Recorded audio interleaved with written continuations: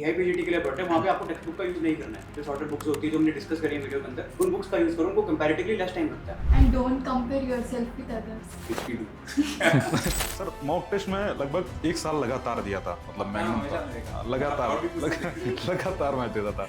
Every student wants to know which books should they invest in, because you have to buy these books and you have to decide which books are the best. So you can just tell me which books a student must purchase when he's preparing for AI.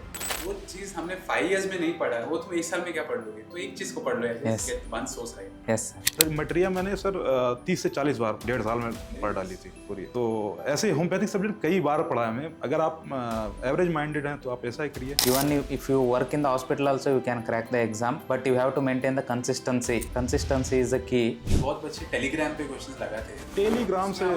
Telegram पे मेरा कभी rank नहीं आया sir. What about you is that you were working, and with all that hectic schedule, how did you prepare, or when did you start, and how did you manage your schedule? So that's what Yes, sir. I would like to know. So hello everyone, welcome to India's largest edtech platform in homeopathy, Magnum Opus. And today we have our students here who have topped the AIA PGT 2025 exam. So with us we have Dr. Ankit, All India Rank 3. We have Dr. Ashutosh, All India Rank 16. We have Dr. Pora, All India Rank 10. And I'm very happy here, Dr. Ravi Chandra, All India Rank 63. So I welcome you all to Magnum Opus, and we'll start with Dr. Ankit. Please give your introduction and let us know from where you are, your UG college. Namaste sir. First of all, thank you so much for inviting us to the interview. I've completed my BHMS from the Homeopathic Medical College, Chandigarh in year 2024. That's nice. Ashutosh, आपके बारे में बताइए। Myself Ashu Tripathi. मैंने अपनी UG state homeopathic college Azamgarh से पूरी की थी। जी बेसिकली मैं सुल्तानपुर से रहने वाला हूँ। जी। Doctor Pora. Myself, Dr. Beauty Pora from Hyderabad, Telangana. I graduated from JIMS Homeopathic Medical College in December 2024. Okay. Doctor Ravi Chandra. Yes, myself Dr. Ravi Chandra. I am from Yadgir, Karnataka, and I have graduated from GHMC Bangalore. Okay, that's very nice. So, Dr. Ankit, tell me, how should one start their preparation? How did you start your preparation? Sir अगर मैं अपनी बात करूँ तो मैंने 2024 जनवरी में अपनी preparation start करी थी। Okay. जब स्टार्ट मैंने करी थी तो जिस चीज़ ने मुझे मोटिवेट करा स्टार्ट करने के लिए, तो मेरे टीचर थे डॉक्टर सुप्रिया मैडम। उन्होंने मुझे बताया था कि यू हैव द कैपेबिलिटीज़ कि आप वो कर सकते हैं। बाकी जो 2-3 और चीज़ें थी जिन्होंने मुझे मोटिवेट करा कि मुझे पढ़ना चाहिए। एक तो था कि जो मेरा कॉलेज जो था वहाँ पर इतनी क्लिनिकल नॉलेज नहीं थी, तो मुझे लगा कि अगर पढ़ लूँ आगे जाके एमडी में किसी बेटर कॉलेज में जाऊँगा, जैसे एनआईएच हो गया, नेहरू हो गया, तो वहाँ पर मुझे बहुत कुछ सीखने को मिलेगा जो मुझे अपने कॉलेज में नहीं मिला। दूसरी जो चीज़ जिसने मुझे मोटिवेट करा, तो एक तो इतनी क्लिनिकल नॉलेज मुझे कॉलेज से नहीं मिली, तो मुझे ये था कि अगर इतनी क्लिनिकल नॉलेज मुझे होगी नहीं तो आगे जाके अपन मैं क्लिनिक नहीं चला पाऊंगा। वहाँ से भी मुझे लगा कि मुझे एमडी कर लेनी चाहिए। और जो अगर मैं प्राइवेट जो क्लिनिक्स वगैरह हैं चंडीगढ़ में उनकी बात करूँ तो they are only paying 10,000 to 15,000 to the professor doctors. तो इन 3 चीज़ों के अलावा मुझे ये लगा कि ये सबसे बेटर ऑप्शन नहीं है, तो मैंने पढ़ना स्टार्ट किया। डॉक्टर आशुतोष, आपने कब स्टार्ट किया, और अगर एक स्टूडेंट आपके पास आज आया तो आप उसको क्या रेकमेंड करोगे? When should one start? Sir मैं रिकमेंड करूँगा कि प्रिपरेशन जो है एक मैराथन है जी। अगर आपको अच्छे से प्रिपेयर करना है तो एटलीस्ट 2 साल होना चाहिए आपके पास प्रिपेयर करने के लिए। तो आप अपनी प्रिपरेशन या तो फाइनल ईयर से चालू कर सकते हैं, या फाइनल ईयर के बाद एग्ज़ाम हो गया आपका, उसके बाद से प्रिपेयर करना चालू कर सकते हैं। तो थोड़ा टाइम टेकिंग है, आपको सब्जेक्ट को समझना पड़ेगा, सिलेबस को समझना पड़ेगा, फिर उसके अकॉर्डिंग एक प्लान बनाना पड़ेगा, स्ट्रेटजी बनानी पड़ेगी, फिर से एग्जाम को प्रिपेयर करना पड़ेगा। So, Dr. Pora, Dr. Ashutosh is saying that you must start after your final year. So, but there are nowadays students who are starting from 3rd year, 2nd year. So, what advice will you give them? Like, should they start from 2nd year, 3rd year? What approach they should have with this? Yes, they can start from second year, Okay, but they have to maintain consistency and they have to read every day, right, at least for 2 to 3 hours every day. right. So, they have to also study the university pattern and also for the AIPGT pattern. Uh-huh. And like nowadays, students are also like, they are working in hospitals or they have their internship. And what I heard about you is that you were working, and with all that hectic schedule, how did you prepare, or when did you start, and how did you manage your schedule? So that's why. Yes, Can sir. you put light on that? Yes, I have started my APGT preparation after my finishing internship only. I started. Okay. Yeah, I'm working in the private hospitals Okay. around 18 hours a day, Okay. and I've maintained a consistency from 1 year. It take minimum 1 year for the preparation. Even if you work in the hospital also, you can crack the exam, but you have to maintain the consistency. Consistency is the key. And if you miss the 1 day syllabus also, it's okay, but you have to revise every day what you have read you have to revise every day, and you have to maintain minimum 3 to 4 hours of study for a minimum how many hours a day you have to maintain, you should maintain. So like you even told me that first attempt you studied by yourself, Yes. and then you took a subscription, then you studied. So what was that change in mindset, or what was the change you felt? Okay, I need help now. What I was not able to do. So that if you can just help our audience with. Yes. Previous year I have attended the AIPGT, and from that and this year there is a huge difference, because there is a big thing. BHMS whole syllabus is there in the AIPGT, but what to study is very important.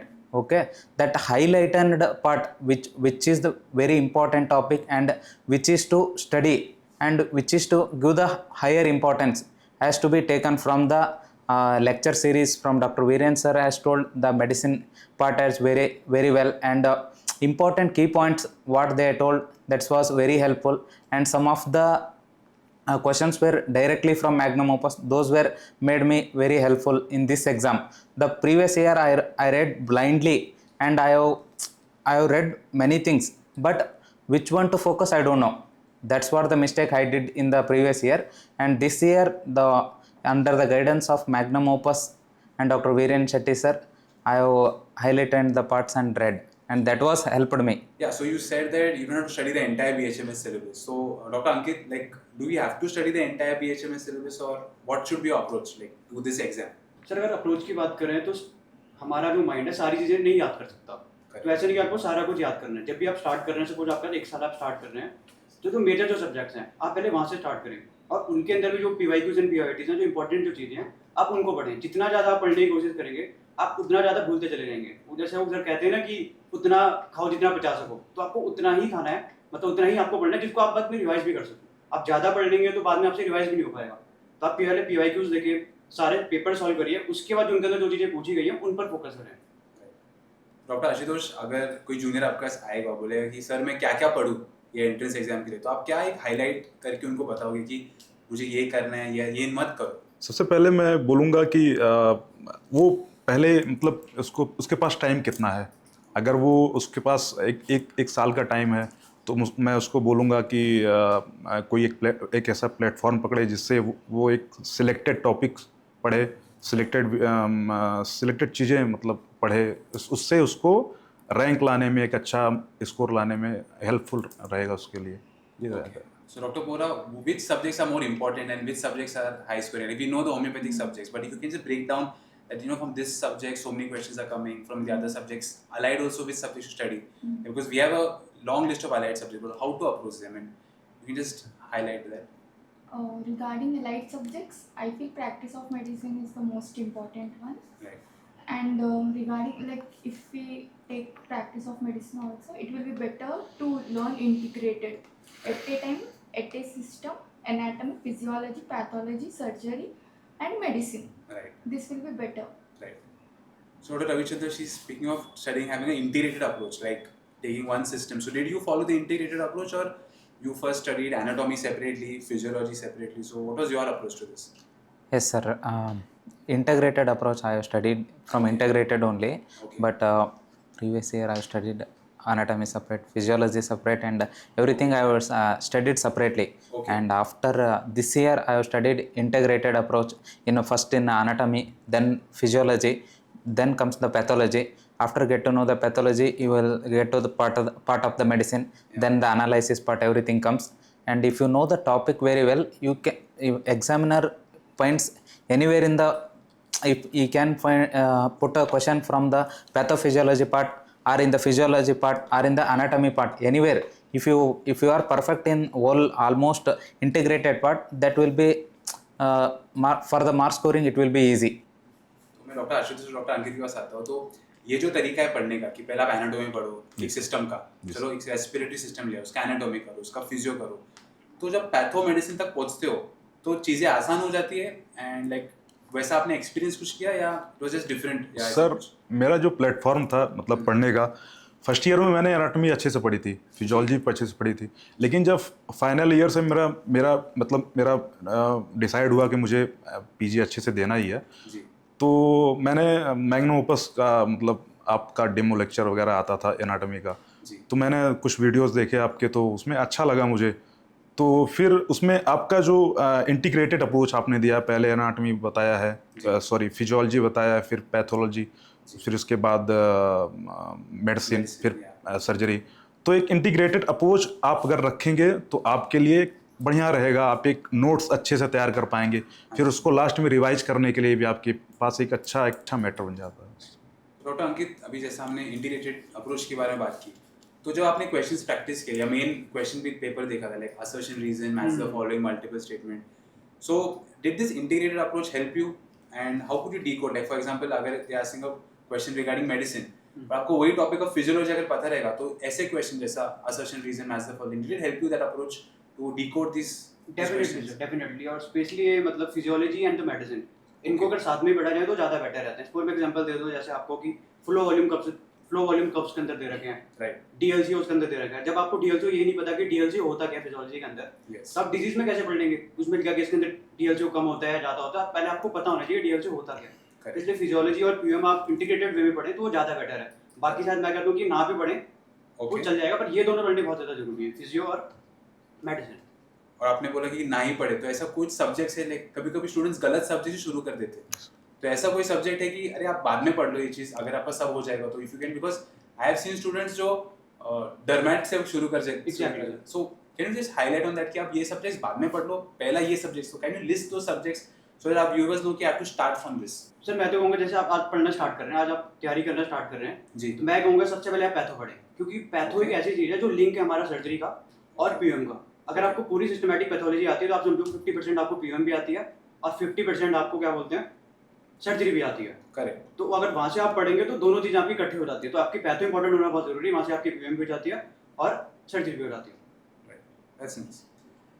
So like Ashutosh ji, जी sir. अगर कोई second year में, third year में कोई student है, तो आप उनको क्या बोलोगे कि आप अभी से शुरू करो या पहला सिर्फ यूनिवर्सिटी पे ध्यान दो, फिर बाद में इंटर्नशिप में देख लेंगे, ऐसा कोई अप्रोच है? नहीं सर, ऐसा मैं अप्रोच नहीं करूँ, मैं सजेस्ट नहीं करूँगा किसी को। ओके, एक्चुअली पेपर का जो स्टैंडर्ड है अब काफ़ी हाई हो गया है। आपको अगर बेसिक कॉन्सेप्ट नहीं तैयार होंगे आपके, तो आप ऐसे उसमें एग्ज़ाम में जाएंगे तो आप अच्छे से मतलब वो नहीं कर पाएंगे। तो इसके लिए आपको बेसिक जो फर्स्ट ईयर में एनाटॉमी फिजियोलॉजी है, सेकेंड ईयर में पैथोलॉजी है, थर्ड ईयर में गायनी ऑप्स है और सर्जरी है, फाइनल ईयर में पीएम है। तो बेसिक आपका स्ट्रांग होना ही चाहिए। कॉन्सेप्ट आपके तैयार रहेंगे तभी आप अच्छे से एग्ज़ाम दे पाएंगे, क्योंकि अब कॉन्सेप्चुअल क्वेश्चन आने लगे हैं। आप वन लाइनर क्वेश्चन भी ऐसे नहीं आ रहे हैं कि जो मतलब नहीं यार, पढ़ के चले जाए। तो बेसिक आपको तैयार होना चाहिए। हर ईयर में आप फर्स्ट ईयर में है तो आपका एनाटॉमी फिजियोलॉजी अच्छे से तैयार होना चाहिए, सेकेंड ईयर में है तो सेकेंड ईयर का, थर्ड ईयर में थर्ड ईयर का, फाइनल में फाइनल ईयर का। So Dr. Ravichandra, he's saying that someone should start from second year, third year. But the reality is different. We all start in internship. Yes, sir. So when you are in that internship, you have 1 year, okay, and you are also doing your hospital duty. So in that 1 year, how can you do all these subjects? What is that approach of finishing all these subjects in 1 year? Yeah, it's 1 year you can start the study. Yeah. First, better to start with the basic subjects like anatomy. If you know the anatomy part, then you will get to know the physiology part, the function of that part. If you know that part, then you will get to know the physiology, that the function of the part. If you know that functions and physiology well, then you will apply that to the pathology. Okay, what is a normal thing if you get to know means, what is abnormal thing you absolutely you will get to know. Okay, so you basically you start from anatomy, physiology, and basic you there may be less marks in that subject, Yeah. but you have to study from the basic only, and you start basics, and then afterwards you come for the medicine, and medicine is the almost 16 questions to 18 questions will cover, and you and other subjects, homeopathic subjects you can't leave, because homeopathic is the major subjects, and you have to study major homeopathic subjects. You have to focus more. Just before going to homeopathic subjects, like you said, 16 questions are medicine. Yes. But to answer those 16 medicine questions, your physiopatho is playing an important role, right? Yes, sir. Means when we get the blueprint that, okay, in this year exam, 5 questions physiology, 16 questions medicine.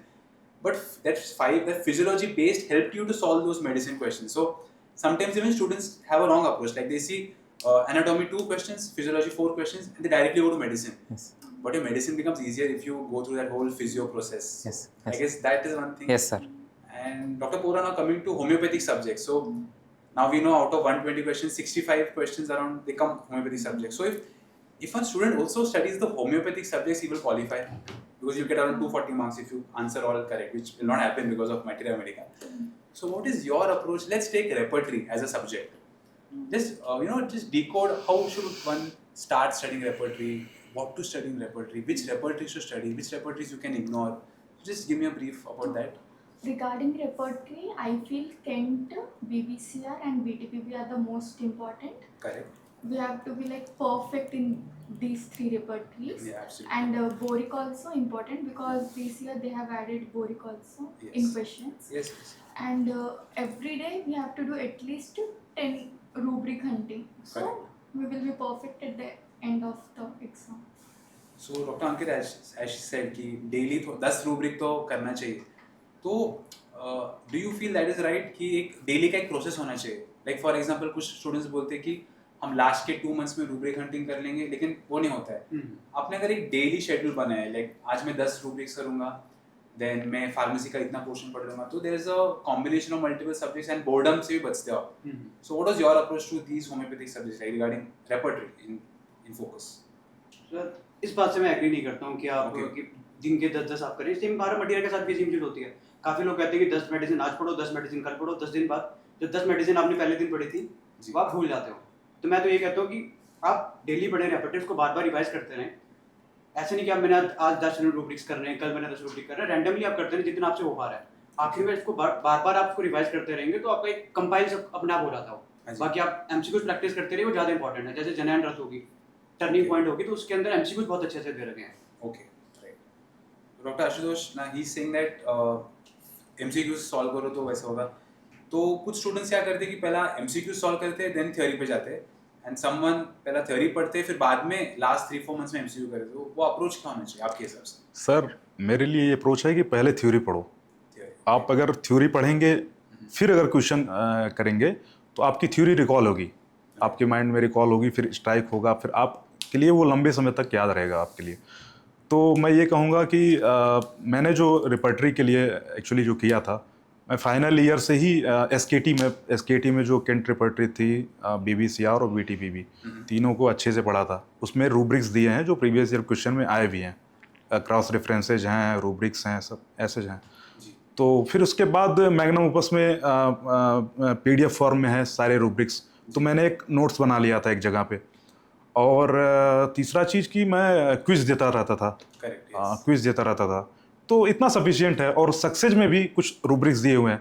Yes. तो सब 3 चीज़ें मैंने किया था, तो repertory मेरा अच्छा गया था इसी तीनों चीज़ की वजह से. मैग्नम ओपस में अच्छा पीडीएफ फॉर्म में दिया है, जी, जी. अच्छा दिया है, तो मैंने तीनों कंपाइल किया. रूब्रिक हंटिंग वो चीज़ है कि समझो कि केंट रेपर्टरी में ये रूब्रिक ये चैप्टर में है, तो टीपीपी में कहा है सेम रूब्रिक और बीबीसीआर में कहा है, और अगर तीनों रेपर्टरी में रूब्रिक अलग अलग चैप्टर पे दिया है तो वहाँ से क्वेश्चन ज़्यादा बनते हैं of course. So I would suggest students कि आप लोग वो भी लिस्ट बनाओ and try to study that way, because if I remember something कि ये बुक में ये दिया है लेकिन ये बुक में ये अलग दिया है, तो वो चीज़ आपको याद होती है और वही से क्वेश्चन आते हैं. जी सर एक्चुअली देखिए, जो रिपर्टरी का रूब्रिक्स है तीनों का अलग अलग रूब्रिक्स होते हैं. तीनों के अलग अलग चैप्टर में भी कई रूब्रिक्स मिलेंगे. मान लीजिए कोई एक रूब्रिक है जो केंट में अलग दिया है अलग चैप्टर में, दूसरा अलग चैप्टर में दिया है, तीनों में अलग अलग है. तो इसके लिए आपको मिनिमम 1 साल तो देना ही पड़ेगा. एक रूब्रिक पे बार बार आपको रिवाइज करना पड़ेगा, बार बार देखना पड़ेगा. और अगर आप मतलब कोई आपका फ्रेंड हो तो उसके थ्रू आपको फ़ोन कॉल से, मगर अगर आपके साथ नहीं रहता तो फ़ोन कॉल से मतलब बात करते. मेरे साथ वैसा ही हुआ था, मैं एग्ज़ाम में दे रहा था तो एक डायरिया मोलरेट ऑल सिम्टम्स, तो ये आया था रूब्रिक. तो मेरे दिमाग में वो रूब्रिक स्ट्राइक कर गया, क्योंकि मैंने फ्रेंड से कॉल के थ्रू मतलब डिस्कस किया था, तो स्ट्राइक कर गया, मेरा क्वेश्चन सही हो गया. तो ऐसा ही था. And Dr. Ravichandran, nowadays the examiners know that what the students is studying, so they will frame a question in such a way that they'll tell you to keep it in ascending order, the years evolution of repertory ke liye.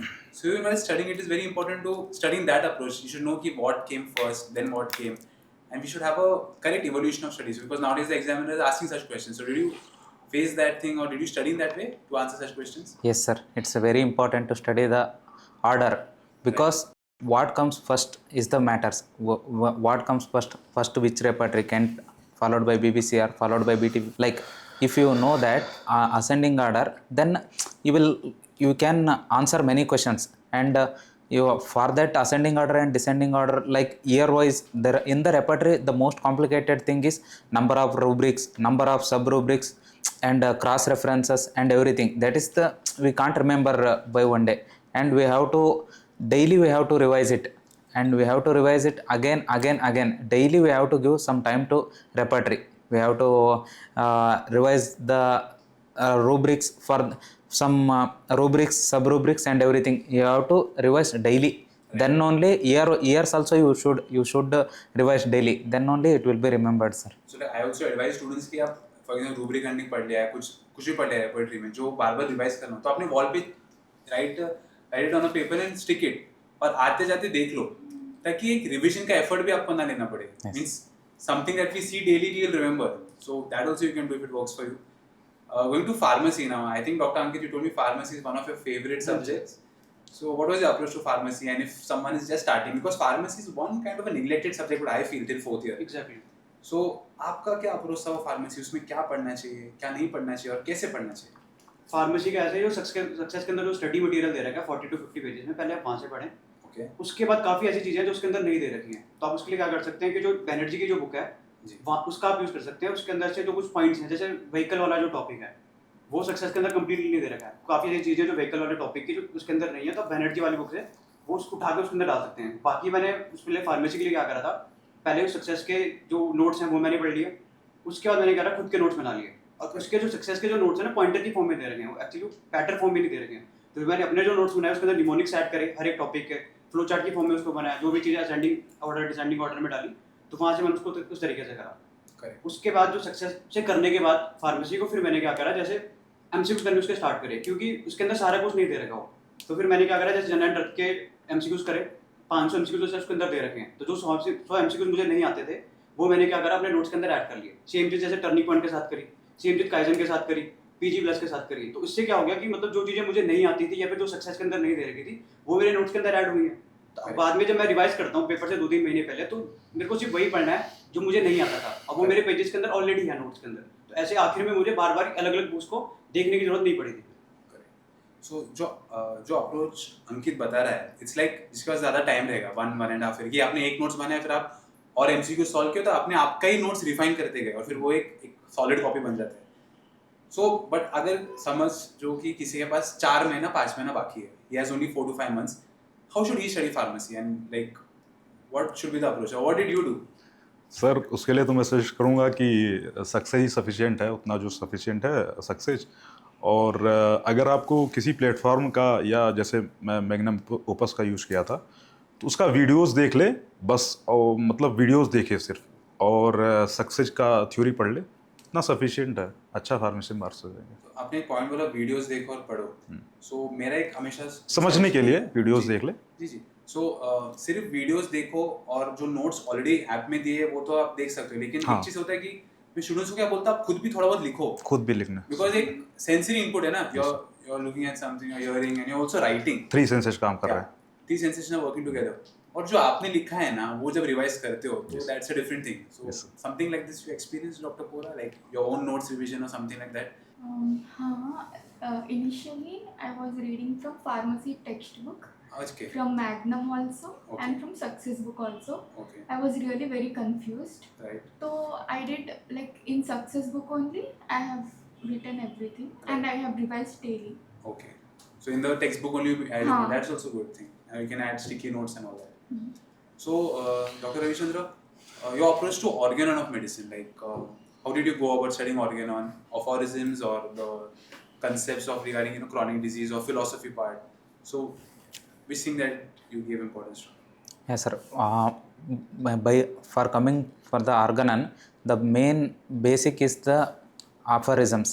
We have to read aphorisms maybe in the one line, but their summary and their it's very long, and its aphorism is only one line. But for understanding that aphorism it takes time, and you need to study aphorisms very thoroughly, then you can solve the applied aspect of the same question only. The same what exactly put it in the book, it might not come in the exam, but the what exactly the summary part you understand, no, from that they will frame the questions.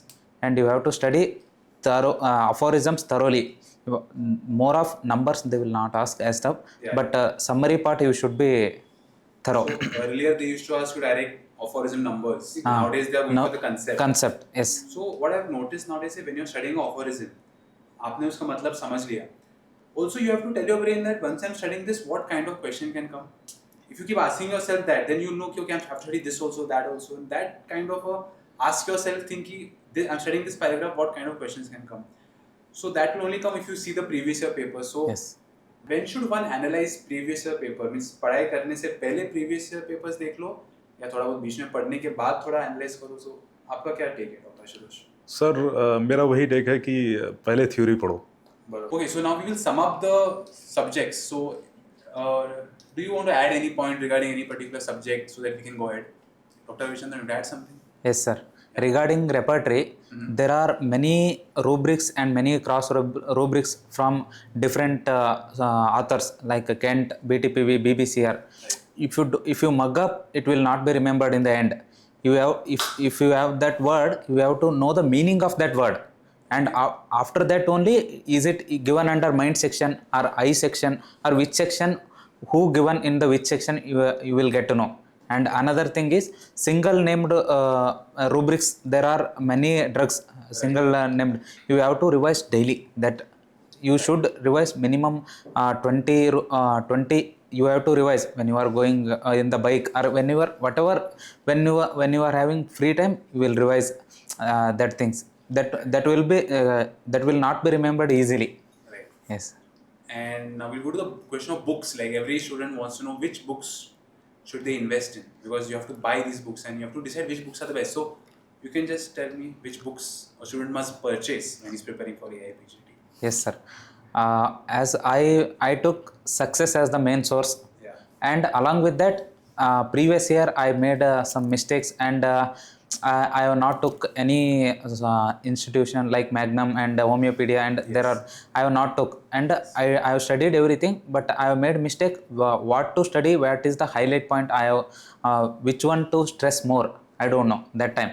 And I have referred the sources this time is Success and the Magnum Opus, those two, and revised many times. Those two only I have revised many times, and I have not took many sources. I have taken the only two source and I have revised multiple times. So that's what we come as students, they buy 10 books, but we don't have time to read one book also. So I also tell students, read one thing 10 times, don't read 10 things Yes, one time. yes, sir. That's and in the video lecture at the end of the session, the same word will be repeated by you, sir. so that That you was carry the same one video lecture I am seeing means after the at the end of the video you said you will saying that, sir, and do revise.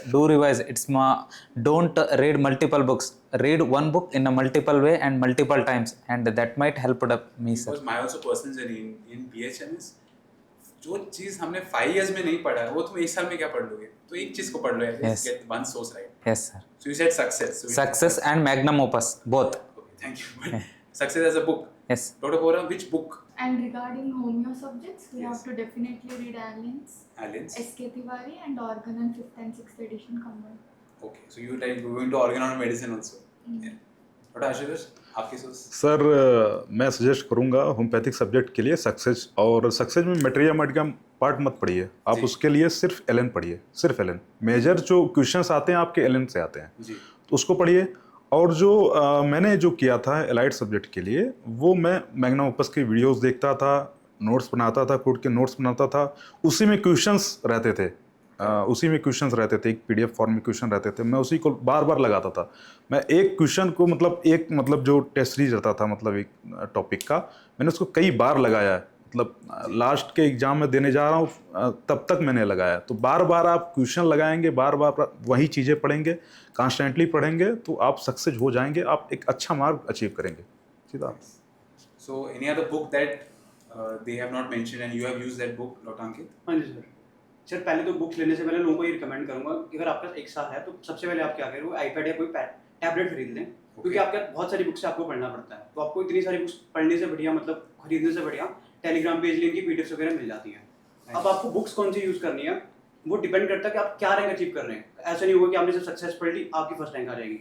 तो आपका क्या M है, क्या आपको rank achieve करनी है, उस पर डिपेंड करता है कि आपको कौन सी बुक्स यूज़ करनी है। अगर आप सोच रहे हो कि आप टॉप 100 तक मेरा आ जाए, 150 तक आ जाए, तो होम्योपैथिक के लिए सब्जेक्ट सक्सेस इनफ है और मटीरियल के लिए क्रैक द एंडर्स बहुत इनफ है। यदि आप सोच रहे हैं कि आपको टॉप 3 या टॉप 5 रैंक पे लेके आना, तो मैं उसका डीपली बता देता हूँ क्या आप यूज़ कर सकते हैं। तो होम्योपैथिक सब्जेक्ट के लिए आप सक्सेस तो आपने पढ़ लिया, सबसे पहले आप वो यूज़ करें।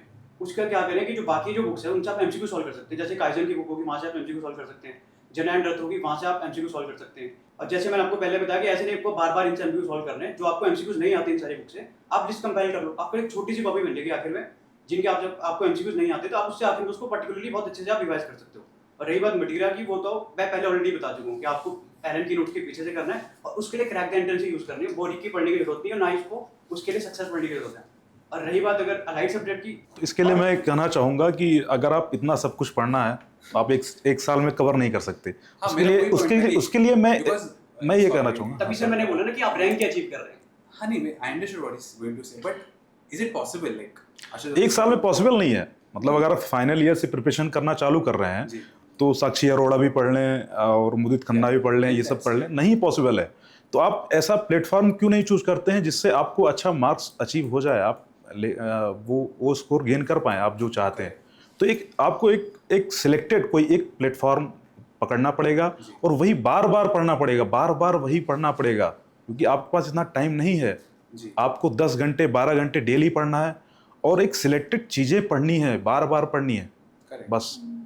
अब बहुत ज़्यादा सोर्सेज पे नहीं जाना है आपको। Like, अगर हम ज़्यादा सोर्सेज में जाते भी हैं तो it should be at 3rd year 4th year level कि आपको फॉर एग्जांपल इतनी बड़ी बुक, कोई भी बुक हो, कोई मतलब नहीं। बार बार आके, लेकिन last 12 months 11 months I feel it's a bit difficult.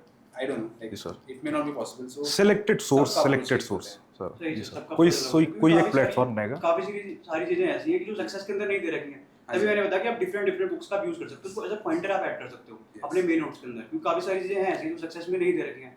अगर आप टेक्स्ट बुक से उस चीज को पढ़ने जाओगे तो वहाँ बहुत कॉम्प्लिकेटेड वे में दे रखा है। उससे बेटर है कि आप एमसीक्यूज लगा लो डिफरेंट बुक्स से, उनके नोट्स हाँ, मैं ये कहूँगा कि थ्योरी आप एक जगह अपना कंसाइज कर लीजिए, जी। कंपाइल कर लीजिए, फिर क्वेश्चन आप कई जगह से लगा सकते हैं, जैसे साक्षी अरोड़ा से उसमें काफ़ी अच्छा क्वेश्चन, मल्टीपल आंसर क्वेश्चंस का क्वेश्चन। ये चीज़ है कि बहुत बच्चे टेलीग्राम पे क्वेश्चंस लगाते हैं। टेलीग्राम पे मेरा कभी रैंक नहीं आया सर। मेरी तो सर कहीं भी रैंक नहीं आती ढंग से बताएं तो धीरे धीरे मेरी मतलब जब मेरा इतना मार्क्स आया तो मुझे सही में बिलीव नहीं हो रहा था कि मेरा कैसे आ सकता है ऑल इंडिया 16 रैंक। तो बस लगातार मैं मेहनत करता गया सर। बीच में नंबर्स कम आते थे कि तो डिमोटिवेट होता था, डिप्रेस भी होता था, लेकिन 2-3 दिन तक रहता था वो, फिर से मैं लग जाता था काम पे, फिर से बार बार वही चीज़ें पढ़ना। मटेरियल सबसे वीक थी, मटेरियल को डेली पढ़ता था, लास्ट की एग्ज़ाम देने के एक दिन पहले तक पढ़ा मैंने। तो हर चीज़ को लगातार आपको मतलब मटेरियल मैंने सर 30 से 40 बार डेढ़ साल में पढ़ डाली थी पूरी।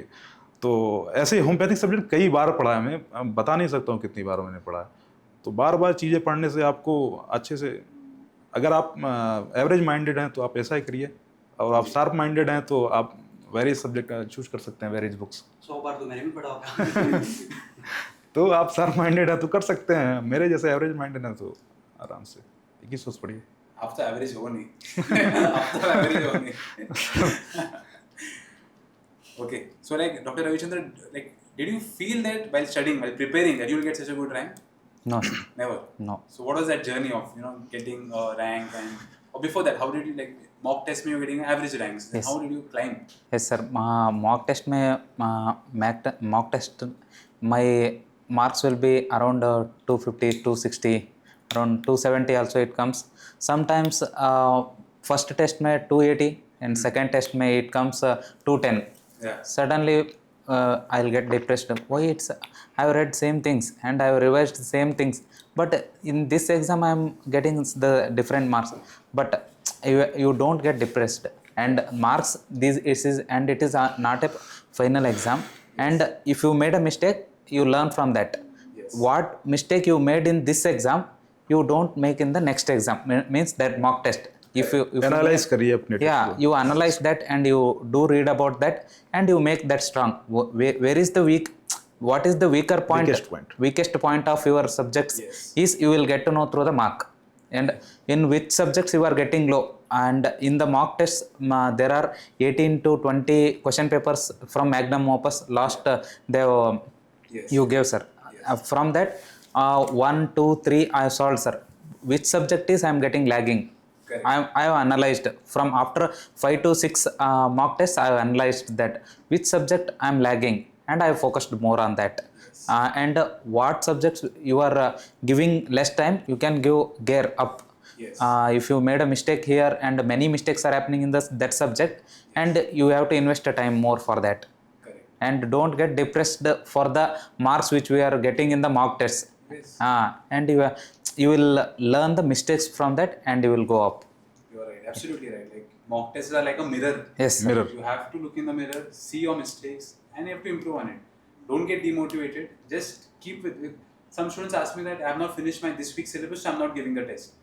That is the time when you should give the test, because even for your AI PGT exam, no one studies the entire syllabus. Entire syllabus. You can't study the entire syllabus. What you have studied, from that what you can do is what is all about your rank.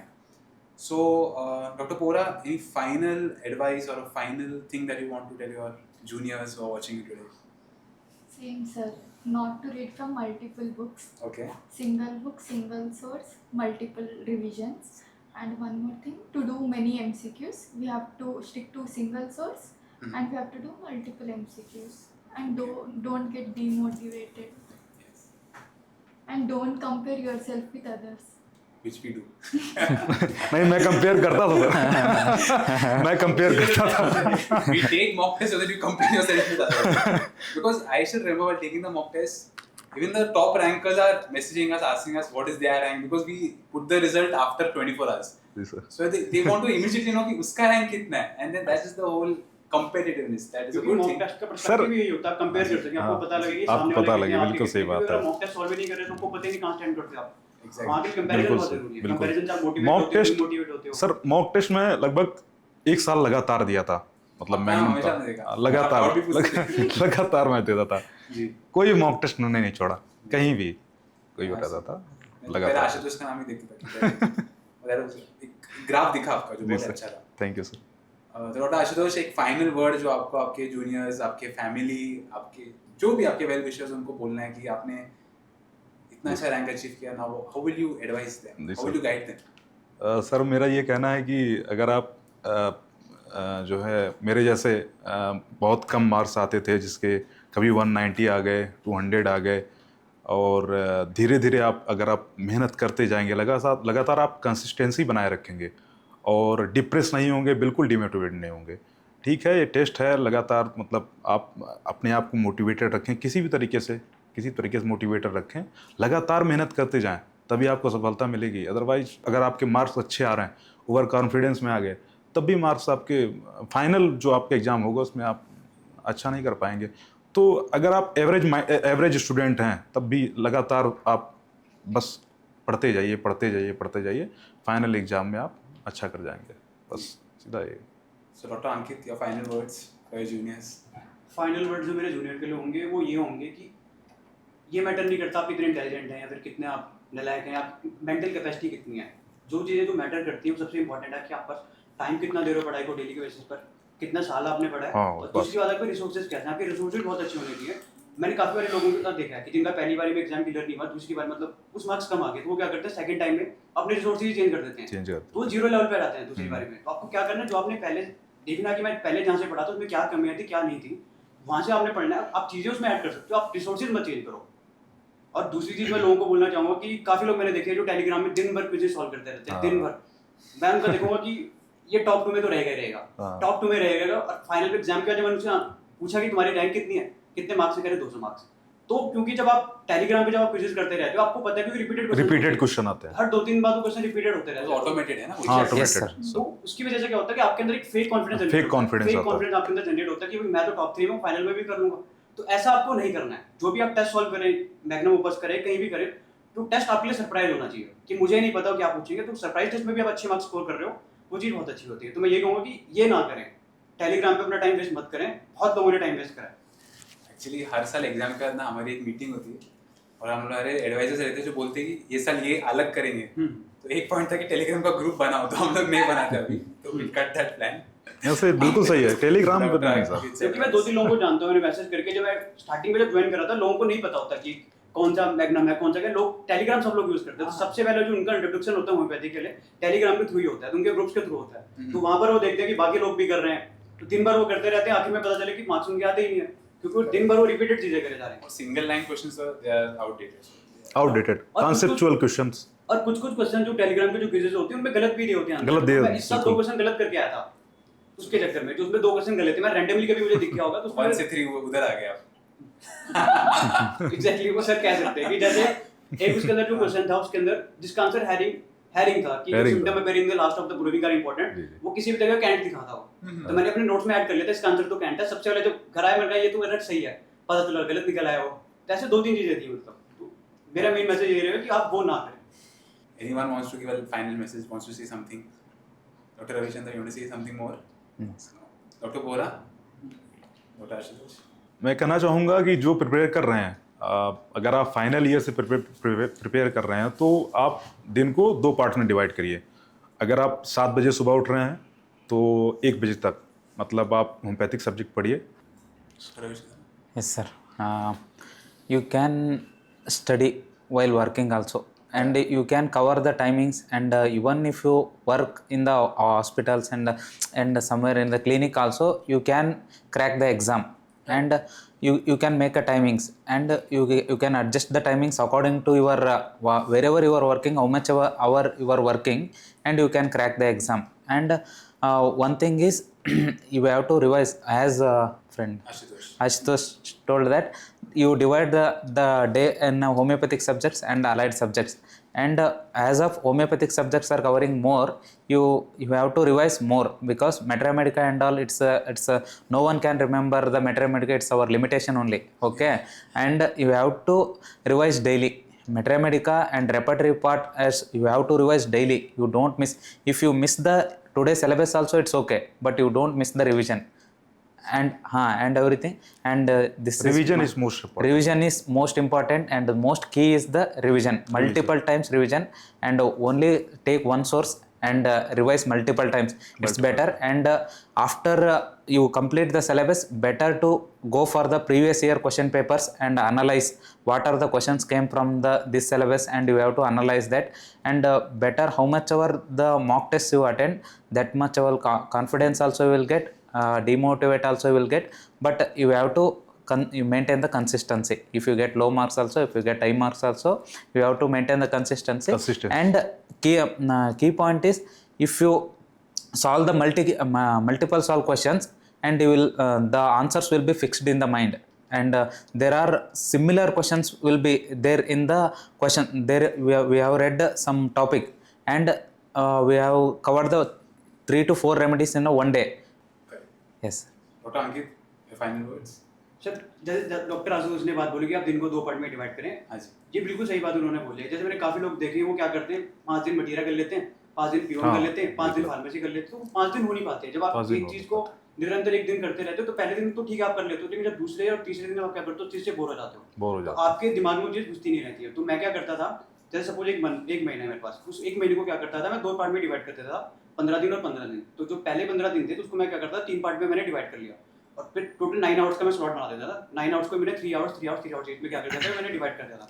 2 मैं allied subject करता था, एक मैं homeopathic subject करता था। Fix नहीं होता था कि मॉर्निंग में करना है, क्योंकि जब मन कर गया, कभी मैं अलाइड का सुबह कर लिया, कभी मैं रात को कर लिया, उस हिसाब से मैं चलता था। तो 15 दिन ये हो गए, 3 सब्जेक्ट मेरे कंप्लीट हो गए। अगले 15 दिन में मेरे और 3 सब्जेक्ट कंप्लीट हो जाते हैं, तो मैं 1 महीने में 6 सब्जेक्ट कंप्लीट, अगले महीने में दोबारा से इंक्रीज करो तो पूरे का पूरे 5 सब्जेक्ट मेरे कंप्लीट हो जाते हैं। काफी लोग मैंने देखे कि वो एक तरह का टाइम टेबल बनाते हैं कि सुबह 6 बजे उठ के 6:30 वॉशरूम, 7 बजे पढ़ना, 8 से 9, वो बिल्कुल बुलशिट है। क्योंकि आप एक तरीके से कंप्यूटर की तरह नहीं चल सकते, सारी चीज़ों को रैंडमली रखें, सिंपल सा टाइम टेबल बनाएं, क्योंकि टाइम टेबल बहुत ज़्यादा इंपॉर्टेंट है। क्योंकि टाइम टेबल आपको एक तरह से क्या देता है, वो आपको डेडलाइन की तरह वो आपको बताता है कि आपको इस टाइम तक, यहाँ तक आपको ये पढ़ना है। अगर स्ट्रेस रहता है ना उस पे, टाइम टेबल से स्ट्रेस रहता है, स्ट्रेस रहता है आपके पास कि हाँ कि जैसे सपोज आपके पास कोई किताब है, उसके 300 पेजेस हैं, तो आपको पता है कि 15 दिन में मुझे किताब खत्म करनी है, तो आप 15 पेजेस मतलब जो 300 पेजेस को 15 से डिवाइड करोगे तो आपको पता रहेगा कि मेरे को दिन में इतना टॉपिक कवर अप करना है। तो वहाँ पे टाइम टेबल बहुत इंपॉर्टेंट है। दूसरा टाइम टेबल की हमारी इंपॉर्टेंस कहाँ पर आती है कि टाइम टेबल आपको ये बताएगा कि उसके बाद इस सब्जेक्ट को खत्म करना है, अब नेक्स्ट सब्जेक्ट स्टार्ट करना है। तो वहाँ से भी वो चीज़ हमको बताता है कि आपको एक ही सब्जेक्ट के पीछे नहीं पड़ा रहना है, आपको नेक्स्ट भी स्टार्ट करना है। It's a very important point. Like if you take one subject only, आप पूरा साल भर एक सब्जेक्ट पढ़ सकते हो, इतना वास्ट है। हाँ तो दूसरे सब्जेक्ट्स बुरा मानेंगे, मतलब दूसरे सब्जेक्ट्स में आपको कम मार्क्स आएंगे। So just you should know that 8 hours मुझे ये करना है और 8 hours 1 minute I have to leave that subject, because if you are in, because वो टॉपिक वो सब्जेक्ट से उतने ही क्वेश्चन आने दे, आप ज्यादा या कम पढ़ लो। So keep you are in short you have to know little bit of everything. Little You don't bit have of to know everything. everything of one Everything. thing, because if you want to know everything of one thing, that is after MD, when you do specialization. Before that, you have to know little bit of everything, and that will give you a good rank. So, doctor, like you were working for 8 to 9 hours a day, and you were preparing for exams. So, how did you manage your time? And because many students complain that, sir, we are working, we cannot prepare. So, how did you do it? Yes, sir. Even if you work 12 to 16 hours a day also, you can crack the exam. And how I did was, when I see the patient, and after seeing the patient, you will get some free time. No, you will go and read the subjects. And even after when the patient comes, we will go and read. But you have to maintain the consistency. But don't give up. If you are hectic and tired that day, you revise that day.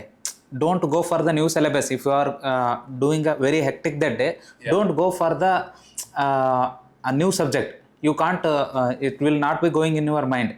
You do the revision of the subject which you are very favorite for you, like Mathematics. My favorite is like Mathematica, and whenever I'm free and my day was hectic, I am revising a Mathematica. Like that you do, but never give up. You give a consistency is the key, and you have to do the every day you have to read something. I have to read, and don't give up. Correct. And you also told me that you were working in the intensive care unit. So, working in ICU and preparing, so that's a very commendable job, and you've done very well. Yes, sir. So that's Thank you. really good. Yes, thank you. So, Dr. Ashutosh, after achieving this outstanding rank, sir मैंने जब result देखा तो मेरी 16 rank आई थी, तो मुझे believe नहीं हुआ, मतलब ये कैसे हो सकता है। तो मैं थोड़ा शॉक्ड रह गया उस टाइम पे। लेकिन फिर मुझे लगा कि नहीं यार, ये मैंने मेहनत किया था, अच्छे से मेहनत किया था, उसका फल है। और मेरे मम्मी पापा, मैंने उनके सामने ही रिजल्ट देखा था तो बहुत खुश हुए। जी, मतलब एग्जैक्टली मैं सोच नहीं सकता हूँ कि उन लोग के आंखों में आंसू थे, मतलब उस टाइम पे। तो वो थोड़ा अच्छा अभी फील कर रहा है कि जैसे लग रहा है सेलिब्रिटी हो गया हूँ मैं थोड़ा। लोग फिर इसके बाद विश कर रहे हैं, फ़ोन कर रहे हैं, तो ये अपने आप में एक अलग ही फीलिंग होती है। अभी भी वो एहसास होता है। यही है सर। आपने जो आपका स्टेटस डाला आपके पेरेंट्स के साथ, जी सर। तो मैंने मेरे पूरे फैमिली को आपका फोटो दिखाया है। जी सर। कि ये आशुतोष जो हमारा स्टूडेंट है। जी सर। बहुत हमें अच्छा लगा, मींस आपका फोटो देख के ना बहुत अच्छा लगा। जी sir. So very well done. Thank you sir. So Dr. Ankit, क्या आपको लगता है कि a student should study the entire BHMS syllabus for this exam, or what should be the approach? Sir exam के लिए अगर आपको डिफरेंट अप्रोच से पढ़ना पड़ता है, जैसे जब हम बीएचएमएस के लिए पढ़ते हैं उस टाइम पे हम टेक्स्ट बुक का यूज़ करते हैं, लेकिन जब आप एआईपीजीटी के लिए पढ़ते हैं वहाँ पे आपको टेक्स्ट बुक का यूज़ नहीं करना है। जो शॉर्टेड बुक्स होती है जो हमने डिस्कस करी है वीडियो के अंदर, उन बुक्स का यूज़ करो, उनको कंपैरेटिवली लेस टाइम लगता है। बीएचएस में आप पढ़ रहे हो एक नॉलेज के लिए, यहाँ पर आप पढ़ रहे हो मार्क्स लाने के लिए, दोनों कंपैरेटिवली डिफरेंट चीज़ें हैं। वहाँ पर आपको अलग अप्रोच से पढ़ना है, यहाँ पर आपको अलग अप्रोच से पढ़ना है, तो दोनों ही बहुत अलग अलग चीज़ें हैं। तो वहाँ पे आपको सारा कुछ पढ़ने की जरूरत नहीं है। जो इंपॉर्टेंट चीज़ें हैं जो एग्जाम में पूछी जाती हैं वो पढ़ने की आपको जरूरत है। यदि आप ज़्यादा पढ़ेंगे तो आप उतना ही ज़्यादा कंफ्यूज होंगे और उतना ज़्यादा आपको रिवाइज नहीं कर पाएंगे। तो मैं तो यही कहता हूँ कि जो एग्जाम में पूछा जाता है पीवाईक्यूज देखिए, पीवाईटीज देखिए, जो उनमें दिया उन पर आप ध्यान दीजिए, ना कि आप ये सोचिए कि मैं सारा कुछ करूँगा, क्योंकि जितना आप सारा कुछ करने की सोचेंगे तो आपके अंदर में कंफ्यूजन आएगी, आप डिमोटिवेट होगे कि मुझसे नहीं हो पाएगा। And that was a direct question. And that auxiliary in our regimental batch area, direct question. That Emmons crunch, what you और सर anatomy जो I'm searching Emmons crunch. It's like a Borev syndrome or a esophageal rupture. Where it is, I'm searching. It's like a esophageal rupture is the answer. There are many, around 10 to 12 question as my knowledge as a test solved. No, Yes. 10 to 12 questions, direct questions, sir. Because when we were making the questions for the most likely questions, so we have a team of 8 people who are making. So Yes. we told for PSM ना कि अब आजकल जो programs निकले उसी पे question होगा, because they ask you recent programs. Yes. And Anime Mukh Bharat is one of the recent ones. Yes. So वो टेस्ट सीरीज में क्वेश्चन था वो। And 16 to 16. Gynec was madams was very beautiful, sir. Because I don't have knowledge in Gynec because in our UG college they have not taught anything. We have always ignored gynec. Ignored and we have not read, sir, and only for the exam purpose I have read. I don't have any basics also, but madam's notes and everything, that embryology part came this times, like which was embryology part, and everything was very nice, sir. So Dr. Sani has started gynec Yes, with that. gynec very nice, and medicine part was very favorite for me, sir, yours and my friend Nitish, and it's also very nice, and Magnum helped me very lot, sir. मुझे भी sir magnum बहुत Yes, help sir. किया sir. You mentioned ulnar nerve and another thing, palmaris longus, which will go above the carpal tunnel syndrome and which will not be included. The same question came in the exam this year, and sir anatomy मैंने सिर्फ आपकी notes only से पढ़ी. your notes, sir. What's the सिर्फ impact? कहीं नहीं पढ़ी हो. और Very anatomy easy. हमने वीडियोस बनाए हैं, हम बिल्कुल perfect है, sir. इन डेप्थ बनाते ही नहीं, बिल्कुल To the perfect है, point sir. कि आप उतना ही पढ़ लो, because उतना ही आना आ तो रहा है, सवाल sir. है, 3 उतना ही आ सवाल रहा है, है. उतना टाइम मत उतना waste. time And basic, like madam's that bone video, that Volkmann's canal, and all, I don't have idea, like inside the bone this and all there, I don't know, and many questions are march fracture and everything, what and all major it's there, everything almost 80% covered in Magnum, sir. So like many people tell कि हम orthopedics नहीं पढ़ लेंगे because 1 or 2 questions come. But we have tried to give orthopedics in 10-12 hours. only उतना दे दो, you only can 10 do lectures, one. sir, only 10 उतना lectures you even. time you give, Yes. 10 lectures Ah, you get the sufficient. answers. Dermat also in madam made some almost both. आप छोड़ भी taught दोगे very- डरमा तो कोई दिक्कत नहीं है. एक क्वेश्चन आते हैं. But this time they have asked. It keeps changing. Like you know, sometimes it's Yeah. like if you have time, do it. If Ah. you don't have, then first do homeopathy and medicine subject. So that is the whole thing regarding that. Okay, so we have completed all the questions. So what was your main strategy on the exam day? Like बोल देना कि अभी preparation हो गई है. अभी war कैसे लड़ा आपने? Like on the main day, what did you do? What was your strategy? Main जो मेरी स्ट्रैटेजी जो एग्जाम वाले दिन थी, जो बाकी जो मैं पहले टेस्ट सॉल्व करता था, तो मेरी सेम स्ट्रैटेजी रहती थी कि अगर 120 क्वेश्चन है 115 तो करना ही करना है, चाहे आते हो या ना आते हो, ट्राई करना है मैक्सिमम क्वेश्चन को अटेम्प्ट करने की, क्योंकि आप जितने कम क्वेश्चन अटेम्प्ट करेंगे उतनी आप पॉसिबिलिटी अपनी कम कर रहे हैं मार्क्स आने की, क्योंकि आप कितने भी इंटेलिजेंट क्यों ना हो, कितने बेहतर तरीके से आपने समझ के आंसर क्यों ना किया हो, लेकिन 20 क्वेश्चन तो ऐसे होते ही होते हैं जो आपके गलत जाते हैं. तो आप जितने ज़्यादा क्वेश्चन अटेम्प्ट करोगे उतनी ज़्यादा आपकी बेटर पॉसिबिलिटी ज़्यादा मार्क्स लाने की, और जितने कम करोगे तो आपको इतनी कम पॉसिबिलिटी बैठेगी, आपके मार्क्स हमारे कम ही आएंगे. तो बेहतर ये है कि आप जितने ज़्यादा क्वेश्चन अटेम्प्ट करो 115-16 तो करो ही करो. उससे आप कम कर रहे हो, 100 से नीचे कर रहे हो, आप 80 क्वेश्चन अगर बाई चांस अटेम्प्ट करो तो उसका कोई फायदा नहीं है. आपने वहीं से आप जीरो करके आगे अपना सारा कुछ. डॉक्टर अंकित, ये जो पॉइंट आप बोल रहे हो ना, ये उसी पे लागू होता है जिसने आपके हाँ, द्वारा पूरा आपने प्रिपेयर पढ़ा किया. है. लाइक फॉर एग्जांपल ऐसे बहुत स्टूडेंट्स हैं जो 7-8 महीना प्रिपेयर करते हैं, तो वो 80-90 क्वेश्चंस भी कर ले और शायद उसमें कम मिस्टेक कर ले तो उनका भी शायद रैंक अच्छा हो जाए. सो इट्स अ वेरी ये सबके लिए नहीं है. ऐसी थिंग लाइक जो आपने बोला is for a student has studied everything everything. As you have done. पर फिर भी सर काफी बार टेस्ट में मेरा होता था, मुझे नहीं आता होता था, फिर भी मैं कर देता था, वो ठीक निकल आते थे. जैसे तुक्का नहीं मारना होता, करेक्ट. जब आपको जैसे लग रहा है जो 50-50 टाइप क्वेश्चंस होते हैं कि जिसका ए और सी है तो उसको कभी छोड़ना नहीं है, उसको जरूर करना है. हां 50-50 तो 50-50 करना वाला है. तो उसको 100% करना ही करना है. या फिर जो आपको क्वेश्चन जो नहीं आते हैं, जैसे आपको सपोज 4 ऑप्शन दे रखे हैं, आपको नहीं पता ना आपको क्वेश्चन पता है, कुछ भी नहीं पता ना स्टेटमेंट के बारे में पता है, तो आप क्या कर सकते हैं कि जैसे 3 ऑप्शन है जिसमें पहले नंबर पे ए दे रखा है, आखिरी में ई दे रखा है, तो आप देख सकते हैं कि पहले में ई है और आखिरी में ई है, तो आप उसमें 50-50 करके सॉल्व कर सकते हो. मतलब छोड़ना नहीं है, कुछ ट्राई करना है, उसको अटेम्प्ट करने की.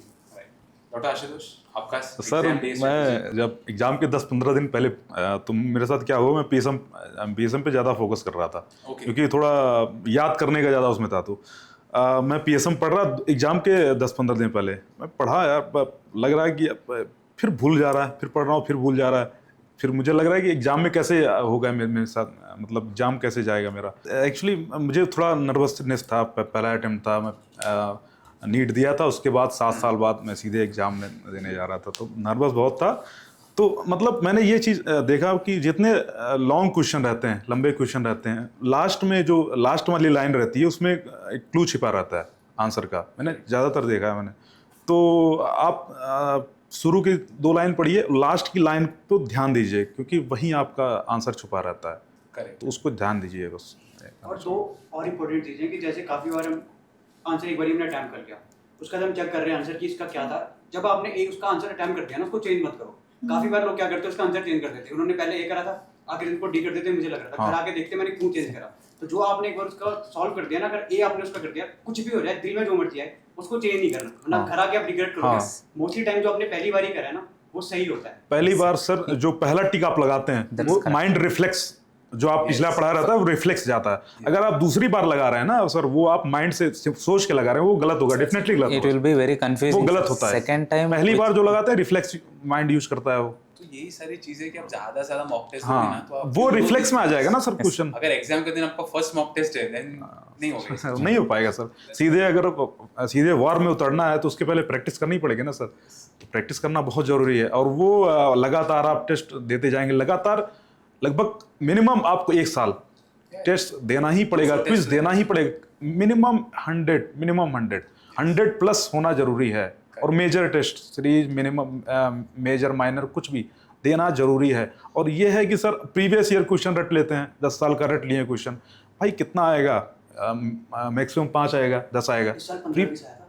हाँ ऑलमोस्ट इसमें भी पॉइंट ऐड कर Previous- सकते हैं कि PYQs बहुत भाई आए। मान लो 15-20 previous year question paper. कर दिए वो twist and भाई। हर चीज को समझते हैं, ऐसे जो PYQs थे इस पे भी ऐड कर सकते हैं। PYQs की इंपॉर्टेंट किसी से आप पूछ सकते तो 100 क्वेश्चन का जो कॉन्सेप्ट है वो तो तैयार करो, जो नए क्वेश्चन हम बन रहे हैं जी जी उसका तो कॉन्सेप्ट तैयार करो। पूरा पेपर ही PYQ था, ये आधा पेपर। 15-20 साल के नहीं, 40 इस questions का क्वेश्चन जो पेपर थे इस बार के सर, आप देखिए नया फ्रेम इन्होंने चेंज किया, क्रोनोलॉजिकल ऑर्डर। मॉडल अलग था। हाँ, मॉडल अलग था ना, लेंदी क्वेश्चन था। आप टेस्ट सीरीज में मेरा 1.5 घंटे में क्वेश्चन मेरे सॉल्व हो जाते थे। यहाँ पे लास्ट के 10 सेकंड जब तक बचते हैं, मैंने वहां तक एग्जाम दिया। तो लेंदी क्वेश्चन था, फ्रेम 4-5 फ्रेम थे, जैसे क्रोनोलॉजिकल ऑर्डर। यस आपको अगर कॉन्सेप्ट तैयार रहेगा तब आप कर पाएंगे। जैसे मल्टीपल क्वेश्चन थे, 5 ऑप्शन दिए, 5 में ABC, ABCD, ABCDE, आप कंफ्यूज कर देगा वो। अगर आप कॉन्सेप्ट बिल्कुल नहीं तैयार है तो आप नहीं कर पाएंगे।